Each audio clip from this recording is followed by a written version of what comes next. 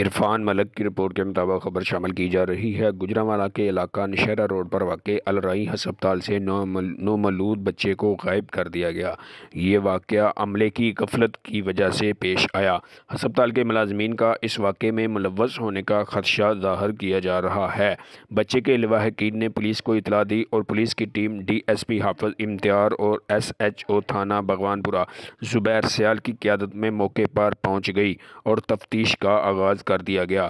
بچے کے لواحقین کا کہنا ہے کہ ہمارا بچہ صحیح سلامت پیدا ہوا ہے اور ہسپتال کے عملے نے مل کر ہمارے بچے کو غائب کیا ہے۔ ہم پولیس سے مطالبہ کرتے ہیں کہ ہمارے بچے کو بازیاب کرایا جائے اور ہم ڈی ایس پی حافظ امتیاز اور ایس ایچ او تھانہ بھگوان پورہ زبیر سیال کا شکریہ ادا کرتے ہیں کہ انہوں نے بر وقت پہنچ کر ہماری حوصلہ افزائی کی ہے اور کارروائی کا آغاز کر دیا ہے۔ ہمیں پولیس کی ٹیم پر پورا اعتماد ہے کہ یہ ہمارے بچے کو بازیاب کروانے میں ہماری بھرپور مدد کریں گے۔ کیمرہ مین علی بٹ کے ساتھ عرفان ملک، نیوز 4 گوجرانوالہ۔